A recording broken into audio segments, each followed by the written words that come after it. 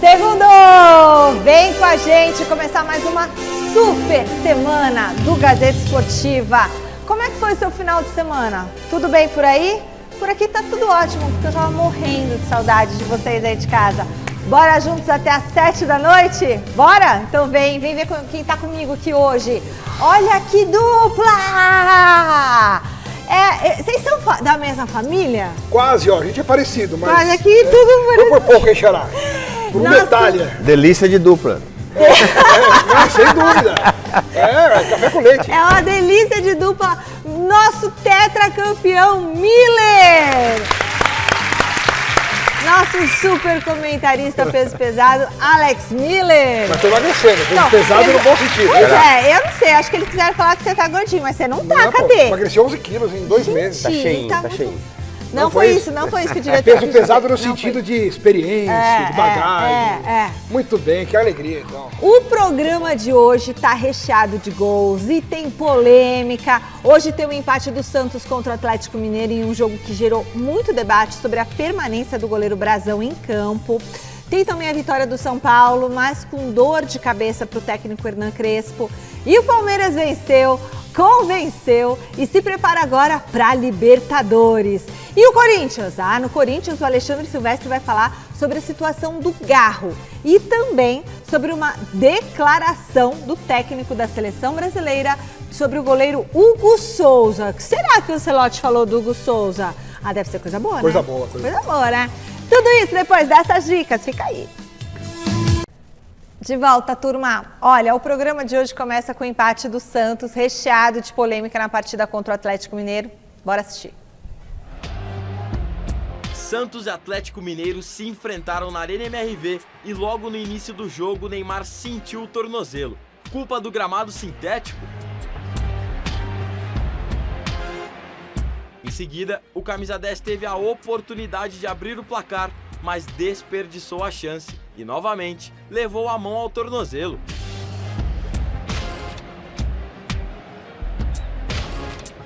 E quando Lautaro Dias roubou a bola no ataque e rolou para o Neymar, quem sentiu dor foi o torcedor santista que viu o príncipe da Vila furar bizonhamente a bola.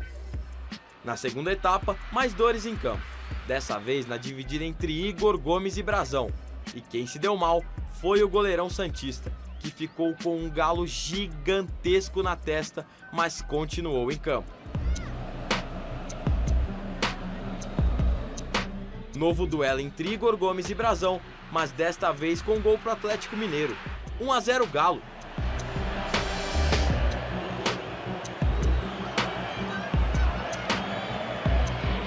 Logo após o gol, o Brazão caiu em campo e teve que sair do estádio de ambulância. O goleiro foi levado para o Hospital Mater Dei, onde passou por exames que não detectaram lesão. O arqueiro teve alta e retornará para Santos com a delegação da equipe.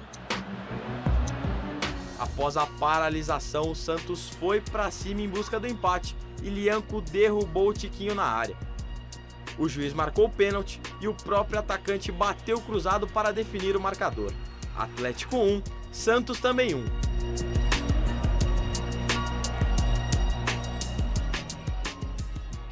Vamos comentar esse jogo. O que você achou, Alex? E todas as polêmicas, o Brazão? Nossa, quanta coisa aconteceu. No final das contas, para o Santos o resultado foi muito bom, né? Porque jogou fora de casa, contra o Atlético, é sempre mais difícil. O Atlético tem um time melhor, pelo menos na teoria. Aí você fica com um jogador a menos, depois da expulsão do Zé Ivaldo. Aí você toma 1-0. Então você fica com um gol atrás, jogando na casa do adversário, que tem um time melhor que o seu, né? E com um jogador a menos. Poxa, você ainda busca um empate no fim, então esse empate é o famoso empate com sabor de vitória. Mas tem todos os detalhes para a gente analisar sobre esse jogo. O Neymar, que não jogou bem mais uma vez, perdeu um gol que, pelo nível que tem, não poderia ter perdido. Teve também um lance de pênalti para o Santos, quando o jogo estava 0-0, em cima do Neymar, em que o Gustavo Scarpa chega atrasado de carrinho por trás, derruba o Neymar com a bola ainda em jogo, e o Bruno Arleu, mais uma vez, não marca a penalidade máxima. É o 7º lance de pênalti que ele erra no Campeonato Brasileiro em 12 jogos que ele apitou. O Bruno Arleu é um desastre e continua sendo não só escalado pela CBF, como continua sendo árbitro FIFA. E ninguém faz nada, parece que ele tem carta branca para errar à vontade em cada jogo que ele trabalha. E a questão do Gabriel Brazão realmente chamou a atenção pelo Galo, principalmente, né? Muita gente criticando o médico do Santos por não ter tirado de campo, mas o médico acabou seguindo um protocolo que aí a gente pode discutir. O protocolo é correto ou não? Porque de acordo com o protocolo, o médico fez tudo o que o protocolo mandou. Fazer as perguntas por Brazão, sentir todos os sinais vitais, os sinais de atenção, respostas às perguntas feitas, não tinha confusão mental, não tinha nada, e o Brazão pediu, não, tô bem, quero jogar, não é por causa de um galo que ele não poderia continuar. Então, pelo protocolo, o médico entendeu que dava para continuar, só que 15 minutos depois ele pediu para sair e foi embora. Mas claro que cria uma polêmica toda em cima dessa situação, né? E aí, Miller, e esse Neymar caindo, o que você achou? Olha, Michele, só em relação ao jogo, o Santos não fez uma partida de tudo ruim. O Santos jogou bem. As melhores oportunidades foram criadas pelo Santos. Uhum. Então, se o Santos tivesse aproveitado as duas do Neymar, teria vencido o jogo, porque o Atlético Mineiro só fez o gol. Não teve mais chance o Atlético Mineiro. O Hulk jogou muito mal, que é o principal jogador do time. Então, acho que o Santos, apesar de todas as circunstâncias conspirarem contra, o time fez uma boa partida e até merecia um resultado melhor, ou seja, a vitória. Agora, o Neymar, é claro, né, ele torceu o tornozelo porque o campo, a grama sintética, aí foi a furada dele, né? E esse lance que ele perdeu aí? Ele errou. Errou? Erro. Mas ele reclamou também no gramado, né? Ele reclamou porque ele torceu o tornozelo no começo do jogo, né? E a grama sintética, a chuteira, ela não vai, ela não vai raspar. A chuteira, ela não vai deslizar no gramado. Não, vai segurar. Ela segura no sintético? Claro, porque embaixo não tem a... Aderência? Não tem a terra, não tem o barro, aquela coisa toda, entendeu? Então, isso aí... Agora, não justifica esse gol perdido aí, não, porque foi furada técnica dele. A bola passou no meio das pernas. Eu falei, erro é erro. Isso aí. Foi o erro do Neymar, o seu companheiro passou bem a bola pra ele. Porque ele tava na cara. Esse lance aí, esse lance aí, a chuteira trava na grama lá, trava e ele acaba torcendo o tornozelo. E aí a crítica dele, claro que eu sou a favor totalmente, já falei isso várias vezes aqui, grama sintética para futebol profissional não serve. É bem verdade que a FIFA, né, Charles, você sabe disso, a FIFA vai ter Copa do Mundo nos Estados Unidos, a FIFA diz, olha, tira a grama sintética. Por que na Copa do Mundo a FIFA manda tirar a grama sintética e nos campeonatos ela libera? A FIFA mesmo é uma contradição. Um contrassenso, sem dúvida. Então, ou a FIFA proíbe no mundo inteiro, olha, ou campeonatos de Série A, por exemplo, não pode ter gramado sintética. Sim, não. Para uns pode, para outros não pode. A FIFA diz, pro Mundial a grama sintética é ruim. Se a FIFA não aceita pro Mundial, então é porque é ruim, gente. Assim, se a FIFA fala que não pode pro Mundial, quer dizer, não deveria ter no futebol, né? Sim. Acho que o certo seria isso. Mas bora conferir então como é que foi a vitória do São Paulo agora sobre o Botafogo no Morumbi. O Thiago Salazar marcou presença no duelo e traz todas as informações na reportagem que você assiste agora. Esta vitória fala do grupo. É um grupo forte, com vontade. E Crespo tem razão. Afinal, neste domingo ele não teve Lucas, Oscar, Luciano, André Silva e mais um monte de gente aí. Mesmo assim, com apenas 6 minutos, o São Paulo chegou ao gol da vitória sobre o Botafogo. O argentino Juan Dineno, na primeira oportunidade como titular, marcou o primeiro gol dele com a camisa tricolor. Antes do intervalo, o Enzo Dias mandou uma na trave.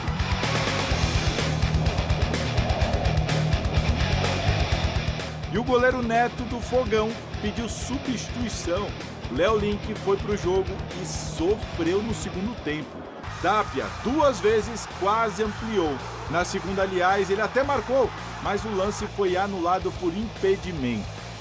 Rigoni, que reestreou pelo São Paulo durante o segundo tempo, também poderia ter deixado o seu. Principalmente nesse lance cara a cara, em que a bola foi caprichosamente na trave. Aliás, engana-se quem pensa que Rigoni reforçou o São Paulo a pedido do Crespo, viu? Fez toda a diretoria. No mercado, toda a diretoria. Bom, de volta ao jogo, Léo Link ainda evitou o gol de Juan, mas não evitou a derrota do Botafogo de David Ancelotti. O filho do técnico da seleção brasileira que vai ter que começar a mostrar mais trabalho, hein? Já para o São Paulo de 7 vitórias, 2 derrotas e 2 empates sob o comando de Crespo neste Brasileirão, a vitória no Morumbi traz junto aos 3 pontos a confiança para as quartas de final da Libertadores, que vai começar nessa quinta, em Quito, contra a LDU. Muito bem. Gostaram do jogo? Eu gostei. O Miller gostou mais que eu, mas o São Paulo mereceu ganhar de qualquer maneira. Até porque as melhores oportunidades, Michele, foram criadas pelo São Paulo, né? O Rafael Tolói entrou e parecia que já está há 3 anos no clube, né? Não sentiu a falta de entrosamento.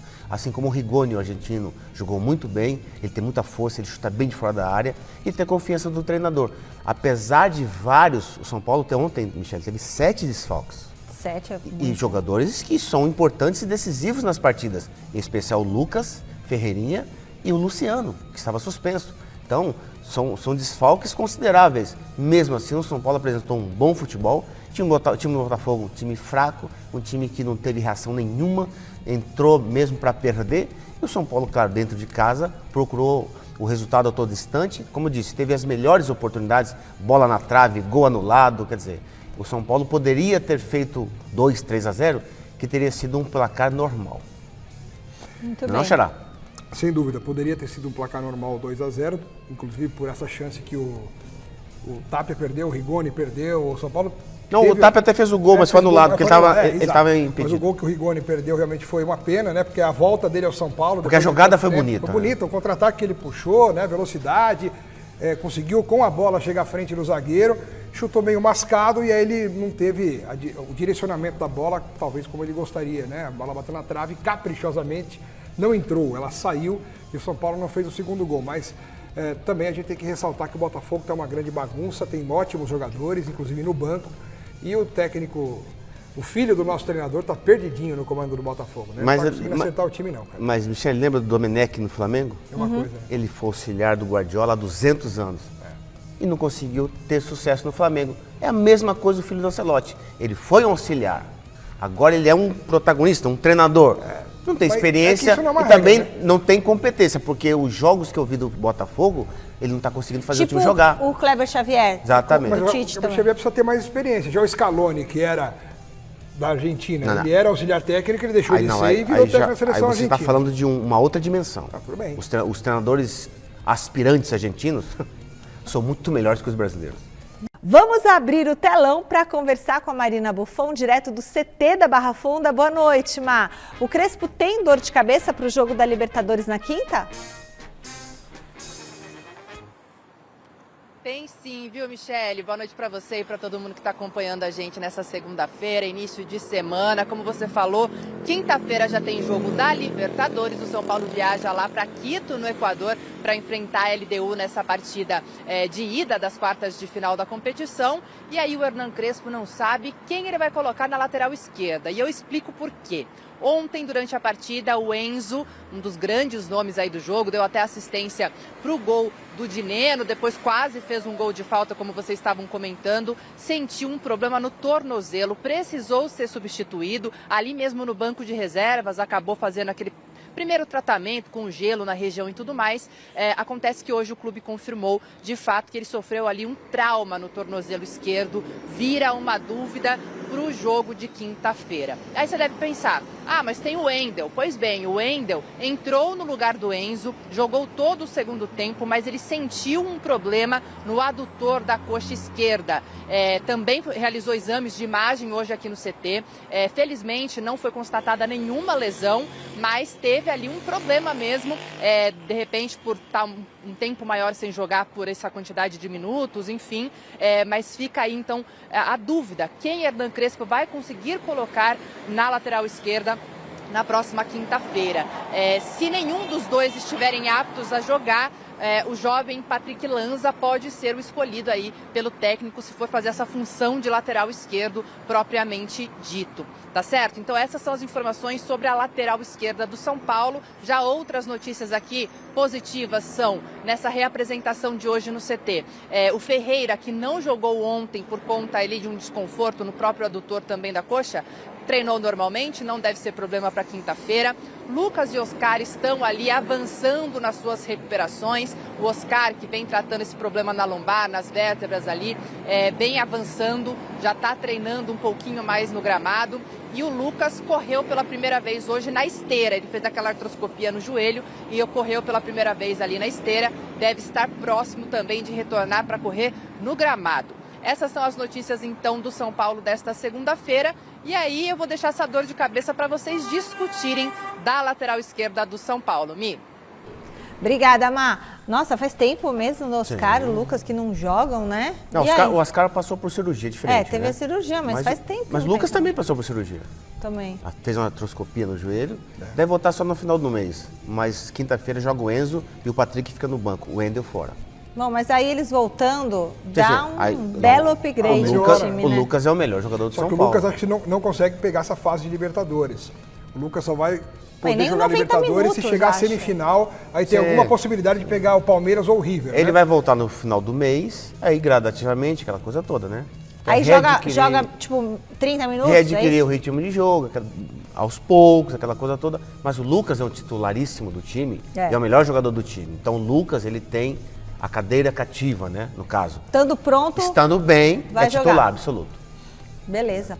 Bom, o Corinthians conquistou ontem mais um título no futebol feminino. As Brabas contaram com a força da Fiel na Neoquímica Arena e levantaram o troféu do Brasileirão. Vamos assistir. Respeita as minas! Antes excluídas, marginalizadas e até proibidas, as mulheres invadiram a cena do futebol para ficar. Eu participei de todas as finais desde 2019.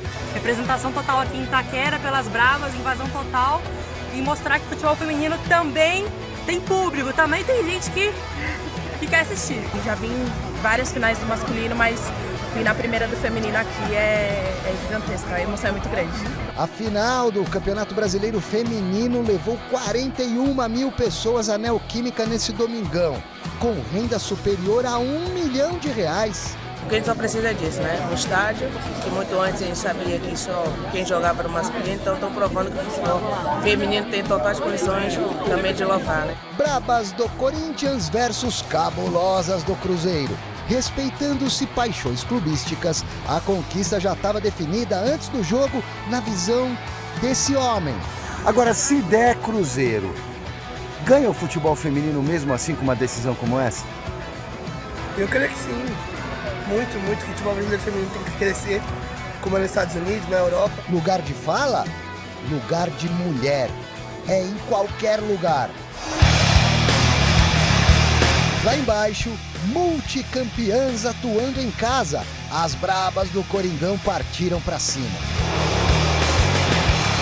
Mas foram as cabulosas da Raposa que quase abriram o placar na canhotinha da Gabi Soares. Aos 4 do segundo tempo, Duda Sampaio parou na goleira Camila Rodrigues. Thaís Ferreira foi quem teve a honra de colocar no fundo da rede. 1-0 Corinthians. Seria o gol do título. A resposta das cruzeirenses veio na finalização da Vanessinha. No rebote, Bianca Brasil, com um gol escancarado, meteu por cima. Podia ter mudado a história. Sofrimento não tem gênero. Vale para corintianos e corintianas. Até o último suspiro. O futebol feminino tem se valorizado, tem crescido e, como você falou, quem tá perdendo também tá ganhando. Todo mundo ganha hoje, né? Não só o Corinthians, mas o futebol feminino. Por que o Timão tá tão brabo assim no futebol feminino? Tá tão bravas. O futebol das minas no Corinthians é hepta. 7 vezes campeão brasileiro. Mais um poropopó feminino na conta das Brabas.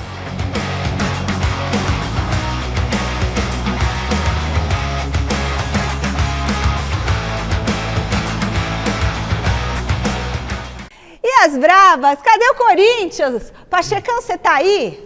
Pachecão, você tá bem, Pachecão? Você tem que soltar um hino do Corinthians, o poporopopó, tem que soltar tudo hoje, Pachecão. As meninas, que orgulho, né? Chama atenção, né, que o Corinthians, principalmente, conseguiu nos últimos tempos tomar para si esse protagonismo no futebol feminino, né? E a torcida acaba acompanhando. Não tem pra ninguém. Não, porque nesse jogo, imagina, 40 mil pessoas na Neoquímica Arena, mais de 1 milhão de renda, né? Então, assim, pelo menos para uma fatia da sociedade futebolística do Brasil, tem chamado a atenção. E o Corinthians realmente vem monopolizando essa questão do futebol feminino, dando valor, né, dando sequência ao trabalho de desenvolvimento do futebol feminino, e os resultados acabam vindo. Já são 7 títulos brasileiros, não é à toa, né, que o Corinthians consegue essa marca, né, de ser heptacampeão brasileiro com futebol Bendita Comebol. Nisso, né? É verdade. Uma coisa porque certa isso é a Comebol que fez. Imposição, né? Olha, os clubes que disputam os campeonatos da Comebol são obrigados a ter time feminino. E o Corinthians faz bom investimento, assim como o Palmeiras, um pouco o São Paulo, aí vai caindo. O Flamengo também faz grande investimento. O Santos tem as Sereias, exatamente, né, também. Então, mas o Corinthians, com os investimentos, e segura as principais jogadoras, né? Por isso que está nesse protagonismo, como disse o Xará. 7 títulos, né, 7 títulos, poxa vida. Saiu o principal treinador, que é muito bom, que está na seleção brasileira, mas continua outra comissão técnica, mas E o grupo fortíssimo. Exatamente. Agora você já pensou... Só para fechar. Corinthians heptacampeão brasileiro no feminino. Vai que belisca uma Copa do Brasil no masculino. Nossa. No ano em que a gente viu uma tragédia fora de campo. Impeachment, confusão, escândalo, polícia. De repente o Corinthians termina 2025 e tem chance. Como melhor do Brasil no feminino e Copa do Brasil no masculino. Eu acho que tem. A Copa do Brasil tá aberta. Tomara, né? Mata-mata é diferente. Que passe um anjo e diga amém. Vamos ver. Ah, minha avó ia ficar feliz lá no céu. Só sua Meu avó, bisavô também. Tá na hora de falar com o Thiago Salazar sobre o Palmeiras. Boa noite, Salazar. Eu imagino que o clima no clube tá o melhor possível depois da vitória no sábado, não é mesmo? Não tem como estar diferente, né, Michele? Boa noite para você, para todo mundo que está acompanhando o Gazeta Esportiva. E talvez esse clima um pouco mais leve tenha deixado o João Martins, o auxiliar do Abel Ferreira, que comandou o time no lugar do Abel, que teve que cumprir suspensão. Talvez esse clima tenha deixado ele um pouco mais sincerão, mais tranquilo para falar talvez mais do que deveria. Num dos comentários dele durante a entrevista coletiva depois da goleada sobre o Internacional no Allianz Parque, o João acabou falando uma história sobre o Flaco Lopes. Dá uma olhadinha. E o Flaco Lopes passou por muitos erros, tanto como jogador como profissional. Ele nos últimos 8 meses, 9 meses, fez ali e conseguiu, primeiro, deixar de levar multas. Todos os meses o clube ficava-lhe sempre com uma parte do ordenado, porque é de personalidade, não somos todos iguais, há pessoas que são mais diurnas, outras noturnas e ele tinha algumas dificuldades nas primeiras horas da manhã. Muitas vezes dormia no CT e demorava a descer, porque, por exemplo, eu detesto trabalhar à noite, à noite é para dormir, e há pessoas que gostam de estudar à noite, por exemplo, não somos todos iguais. E demorou ali. Nunca mais aconteceu, porque ele aprende, não é? O clube ia-lhe ao bolso. Bom, tá aí então o João Martins acabou revelando para todo mundo que o Flaco Lopes, pelo jeito, tem certa dificuldade de comparecer no horário nos treinamentos da manhã, falou de multas e tudo mais. Só que a questão aí é que o staff do jogador foi procurado e para os nossos colegas do UOL explicou que, olha, ele nunca sofreu multa nenhuma. Segundo o staff do Flaco Lopes, ele nunca foi multado, nunca teve esse problema, mas está aí a declaração do João Martins. Quem é que está falando a verdade? Quem é que está escondendo alguma coisa? Eu vou deixar para vocês comentarem isso. O staff nega, mas o João me pareceu muito sincerão nessa entrevista coletiva ao falar do Flaco Lopes. E você repara que ele falou das multas e tudo mais, mas falou com bom gosto do Flaco, falou com bom humor, em bom tom, enaltecendo essa volta por cima, já que o Flaco Lopes ele não marcou gol nessa goleada contra o Internacional por 4-1. Tivemos o hat-trick, os 3 gols do Vitor Roque, mas é uma dupla que deu certo. Encaixou, Flaco Lopes e Vitor Roque, jogava um, jogava o outro, encaixou, os dois estão se dando bem, ora um decide, ora o outro decide. Flaco Lopes tem aparecido até como uma certa de camisa 10, de meia armador, aparecendo para armar o jogo. Enfim, esse é o Palmeiras. Aliás, o João Martins também esclareceu aquela situação do Abel. Segundo ele, em datas FIFA, eles fazem um rodízio na comissão técnica, cada vez é vez de um descansar na data FIFA. Por isso que o Abel se reapresentou aqui no CT depois dos demais. Deve ter explicado isso antes, né? Acabava eliminando toda essa especulação, essa polêmica, mas é isso, assunto resolvido. E agora vocês me digam, quem é que está falando a verdade sobre o Flaco, hein? O staff ou o João Martins? Nossa, só é estranho não ter sido o Abel a falar, sei lá, vai o João Martins lá e de repente... Não, porque o João Martins foi o técnico no jogo, então não tinha como o Abel falar, entendeu? Não, mas assim, ele expor um negócio assim do Flaco, expor... Eu confesso que eu não sei quem é o assessor ou qual é a empresa que presta assessoria de imprensa ao Flaco Lopes, mas eu, acho complicado o João Martins, que é da comissão técnica do Palmeiras, vir a público e expor o jogador dessa forma se não fosse verdade. A troco de que ele iria mentir para o público que o Flaco Lopes foi multado se ele não foi multado? Se ele falou isso publicamente numa coletiva, é porque houve problemas no passado, o Flaco Lopes deve ter chegado tarde algumas vezes, aí foi multado, e de manhã não conseguia treinar, não conseguia chegar na hora. Só que agora é diferente, ele está enaltecendo justamente o desenvolvimento e a evolução do Flaco no Palmeiras. E a gente vê isso traduzido no campo, pelas atuações. Agora, a assessoria vir a público e negar, eu acho que tem pesos diferentes, né? Eu não querendo falar que era rodízio. Não falar que a assessoria está mentindo, mas eu acho que o João Martins não seria maluco de chegar a público e falar numa coletiva que o jogador foi multado se ele não foi multado. Mas não sei se era ideal ele ter falado isso, e eu quero saber do Miller, inclusive como ex-jogador, né, que nunca foi multado. Que eu quero saber o que acho que expôs, né, o atleta. Mas Miller, o que você achou dessa declaração, né, do João ali falando que no passado pregresso o Flaco se atrasou e tudo mais, tomou multa? Você, se fosse com você e fosse uma coisa passada, você ia ficar chateado de ter sido exposto assim? Olha, Michele, ou não? É uma coisa tão irrelevante. Ele está elogiando o de hoje também, né? Ele falou do passado, sim, mas aí ele falou do trouxe hoje, pro presente. Veja bem, o chegar atrasado não muda o desempenho do atleta nos treinamentos e nos jogos. Detalhe. Então não significa que, porque ele chegava atrasado no passado, ele não rendia. Não, tem nada a ver uma coisa com a outra. Eu não sei, ele nem precisava ter falado isso. Para começo de conversa. Eu já cheguei quando eu jogava, várias e várias vezes atrasado, fui multado, mas isso não tirou meu desempenho no treino e nos jogos. Então acho que, como eu disse, ele não precisava ter falado isso, porque é uma coisa tão nada a ver. O jogador chega atrasado, é multado e pronto, acabou. Entendi. Mas você acha que tudo bem chegar atrasado? Não havia de regra.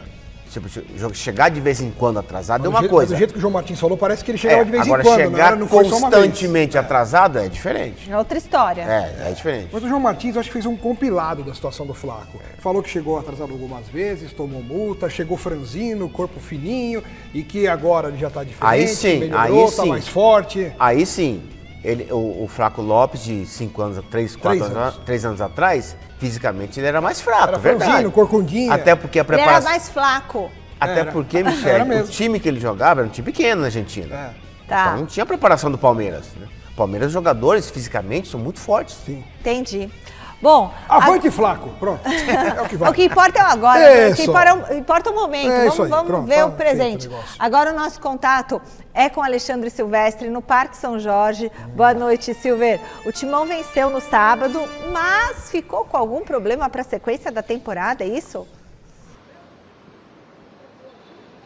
É um misto de alegria pela vitória, Michele. Boa noite aí, galera, amigos, amigas, inimigos e simpatizantes. Uma vitória cumprida do Corinthians, uma vitória com perna longa, porque o Corinthians saltou 3 posições na tabela, estava na segunda página, 12º colocado, com a vitória no Rio sobre o Fluminense, pulou para 9º lugar, se distancia consideravelmente da zona do rebaixamento e, por que não, já começa a imaginar briga por vaga na pré-Libertadores, pelo menos. O problema é que o Rodrigo Garro teve uma lesão no aquecimento lá no Rio. Ele seria reserva, porque o Garro sofre de um problema crônico no joelho, pela sequência intensa de jogos e pelo que ele havia entregado nas últimas partidas. O Dorival imaginou colocar o Garro só no segundo tempo, se fosse necessário. Mas no aquecimento ele sentiu uma beliscadinha ali na batata da perna, uma fisgada na panturrilha.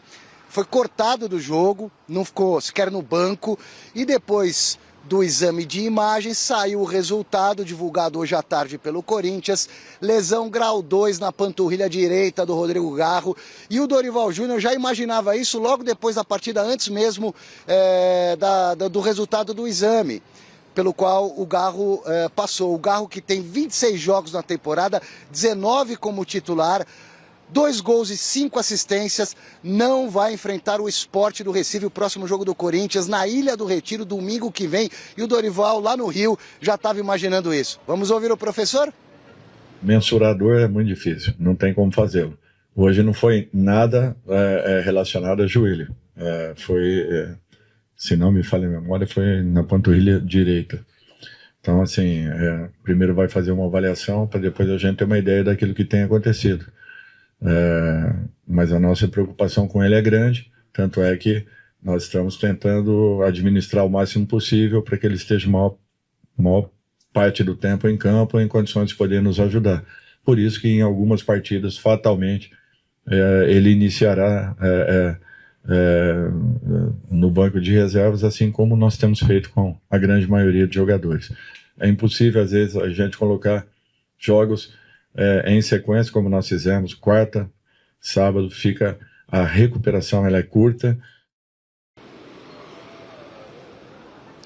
Bom, Rodrigo Garro já iniciou hoje a recuperação dessa lesão na panturrilha direita, grau 2. Corinthians tem uma semana inteira livre para recuperar outros jogadores. O Memphis Depay, por exemplo, que tem um edema na coxa. Acho que para domingo lá contra o Sport dá para o holandês jogar. Ranieri já estava na fase de transição de um problema no posterior da coxa. Martínez não enfrentou o Fluminense por uma pancada, um problema no tornozelo, assim como Charles, com dores no joelho. E Yuri Alberto, que foi reserva nos 2 últimos jogos, entrando um pouquinho, talvez volte a ser titular contra o Sport, até porque o Guinegão, que está brilhando aí, fazendo muitos gols, honrando a camisa do Corinthians, tomou o 3º amarelo. Então o Guinegão está fora do próximo jogo. Com isso, imagino eu que o Dorival vai preparar o time com a volta do Yuri Alberto.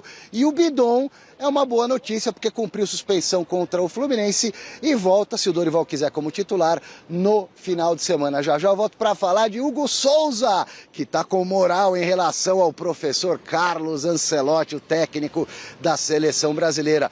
Já foi convocado, não jogou, mas está nos planos do italiano. Já eu conto essa história. Ah, isso me alegra muito. Me alegra muito. Fala, Alex. Não, em relação ao Hugo Souza, a gente vai falar Daqui a pouco, depois. não, o Hugo Souza é depois. Agora é para falar do Corinthians. O Guinegão está numa fase tão boa que ele está entrando em campo sempre elétrico, na tomada. Tem poucos jogos pelo Corinthians e já tomou 3 amarelos. Quer dizer, já está desfalcado, já está desfalcando o Corinthians para o próximo jogo. Mas foi uma grata surpresa, uma grata revelação em meio a tantos problemas que o Corinthians atravessa, e vai passar por mais um agora com o Garro, né? Que uma lesão muscular grau 1 já é ruim. Grau 2 é aquela que o cara tem que ficar pelo menos um mês fora aí para recuperar, porque lesão muscular é difícil, ainda mais para um atleta que tem histórico complicado de lesão. Então já o Corinthians não poderá contar com o seu principal articulador em jogos importantes aí pela frente. Então, mas o Corinthians vai ter que se virar, vai se reinventando a cada rodada. É o que a gente tem visto esse ano. Miller. O Corinthians, Guinegão, grande fase, mas vem cá. Tudo bem que ele entra pilhado em campo, tal, mas já tomou 3 cartões e vai desfalcar a equipe. Isso não é muito bom, né? Olha, Michele, isso é uma coisa normal no nosso futebol. Não é um privilégio só do Guinegão. Hoje, no time de futebol, o primeiro atleta que leva cartão no jogo é o atacante. Porque ele corre muito para trás, né? Então isso é uma prática no futebol normal nos dias de hoje. Agora, o Corinthians vive uma fase boa, o Dorival ajeitou o time. Apesar de todas as dificuldades, os desfalques, né? O Dorival, ele tem achado soluções, né, no elenco, em especial o Guinegão, que está numa fase boa, com confiança. O Dorival está dando moral cada vez mais para ele. O Dorival, a cada rodada, a cada ano, o time que ele passa, o Dorival, ele prova que ele é um grande treinador de time, né? Tem tido sucesso em vários times, e no Corinthians ele está bem no Campeonato Brasileiro. E na Copa do Brasil tem grandes chances aí de chegar na final. Legal. Bom, eu vou pro telão porque a estreia do Andrés Pereira animou a comissão técnica do Palmeiras. Como será que o jogador vai se encaixar melhor no time, hein? Salazar, traz essa expectativa do clube pra gente. Tá contigo.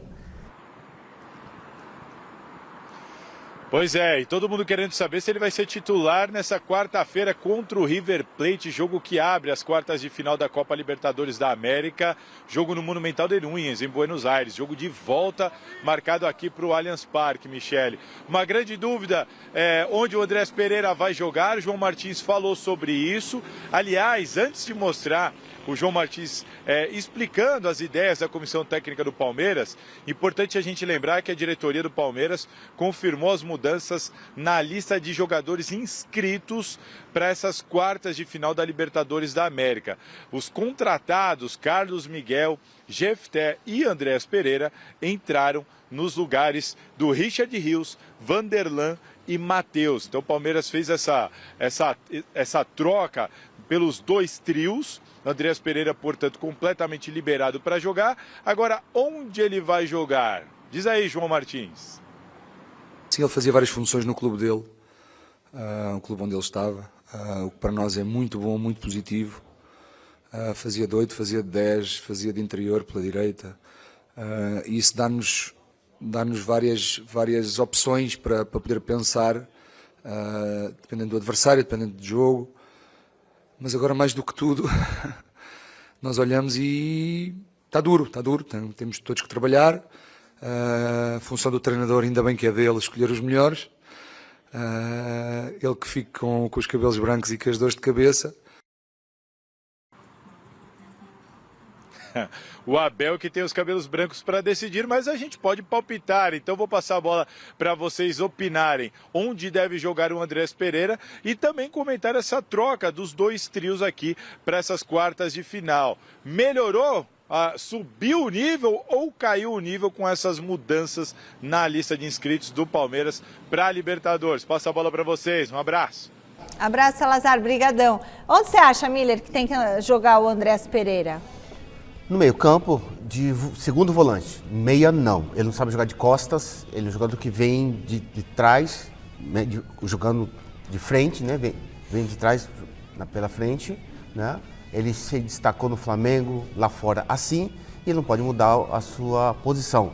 Segundo volante, vindo de trás, o Andrés Pereira vai dar muito bons frutos para o Palmeiras. Agora, de meia, não. Ali 2 volantes atrás dele e ele mais avançado, não funciona.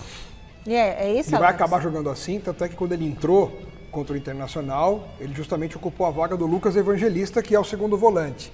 E o Palmeiras ganha um belo reserva tendo o Evangelista no banco, né? Mas o Andrés Pereira vai jogar de 8, o clássico 8 realmente, sendo o segundo volante, tendo um mais pegador por trás, ou o Aníbal ou o Emiliano. Agora o Salazar fez a pergunta no final da entrada dele, se o Palmeiras ganha ou perde com essas 3 trocas.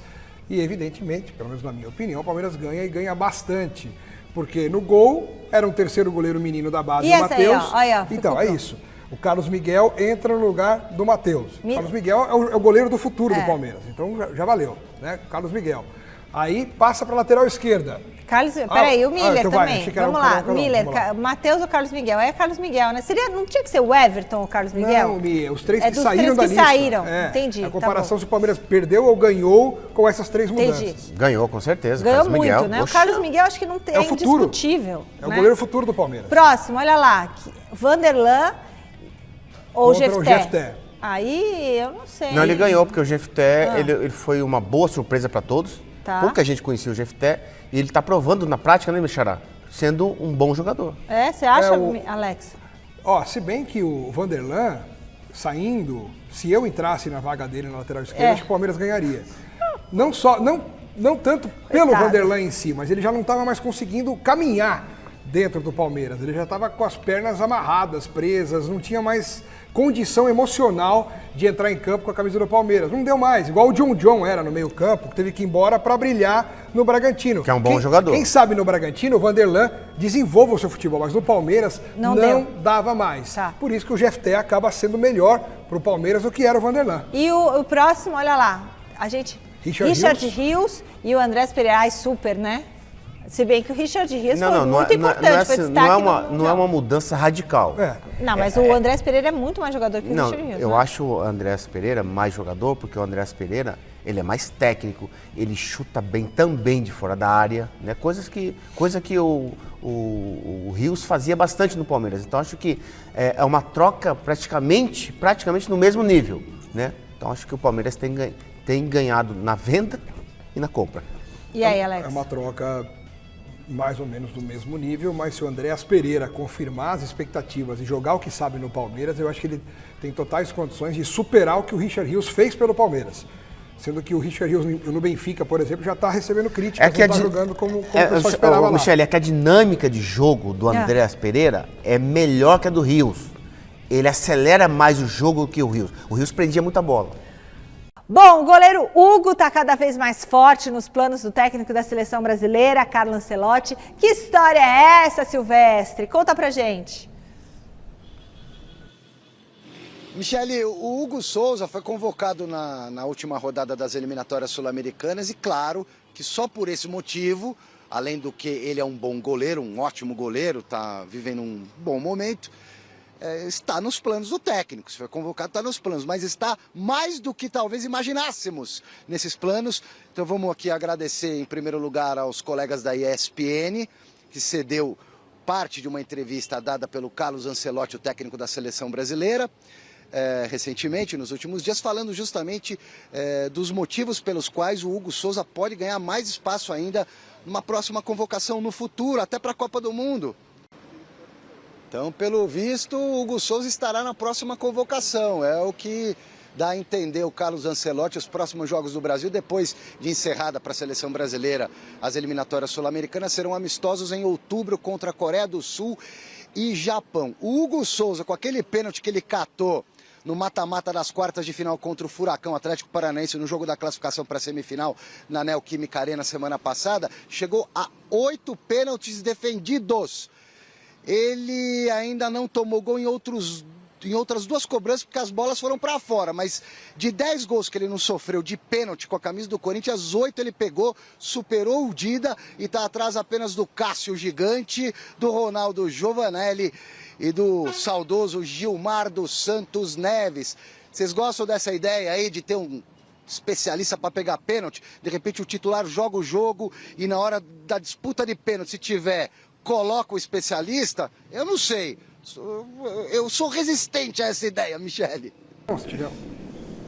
Legal, Silveira. Peraí, antes eu só quero mandar um beijo pro Gilson Azevedo, corintiano, pro Gustavo, pra Patrícia lá do Jardim Clímax. Um beijo, Posso Gilson. Um abraço também? Manda também. O João Aguiar, que é corintiano, e ele é tido como sósia do Percival de Souza. Sabe aquele jornalista policial? Sim. Bigodinho, tudo. João, um grande abraço pra você, corintiano, que sempre acompanha o Gazeta Esportiva e o Mesa Redonda. Miller, isso aí de trocar o goleiro, se ainda tiver troca pra ser feita, trocar por um que é especialista em pênalti, você gosta dessa ideia ou não? No final de uma prorrogação. Sim, vale a pena. Claro, Podendo, vale a pena sim. Ter uma substituição pra fazer. É positivo. O Hugo é o cara pra isso? Tipo, lá na seleção, por exemplo, pôr o Hugo pra... Na seleção, dificilmente o treinador fará isso. Dificilmente. Muito difícil, né?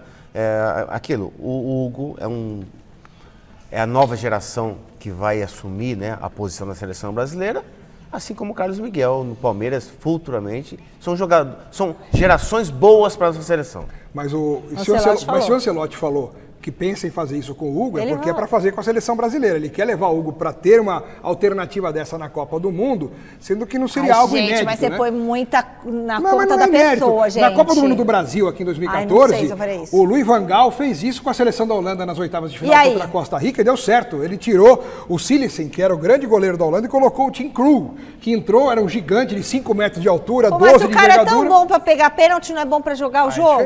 Mas é uma especialidade daquele goleiro. O Hugo é ótimo goleiro, mas também é especialista em pênaltis mais do que o Alisson, por exemplo. Então deixa ele no gol e tira o Alisson. Bom, isso é outra coisa. Aí você tem que conversar com o Tafarel, com o Ancelotti. Para, já deixa ele lá e o Carlos Miguel. Sim, mas o tema principal aqui é esse. Vale a pena Você faria? Se ele está treinando e se preparando para isso, está numa prorrogação, jogo amarrado, 0-0, 1-1, 2-2, 14 minutos do segundo tempo da prorrogação, ele tem um especialista em pênaltis no banco. Sim, dá para fazer, claro. Ele tem uma alteração para fazer, ele coloca o goleiro que vai catar os pênaltis lá, ué.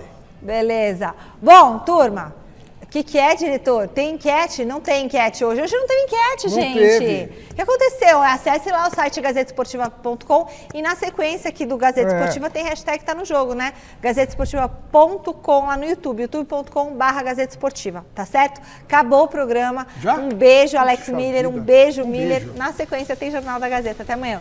Tchau. Valeu.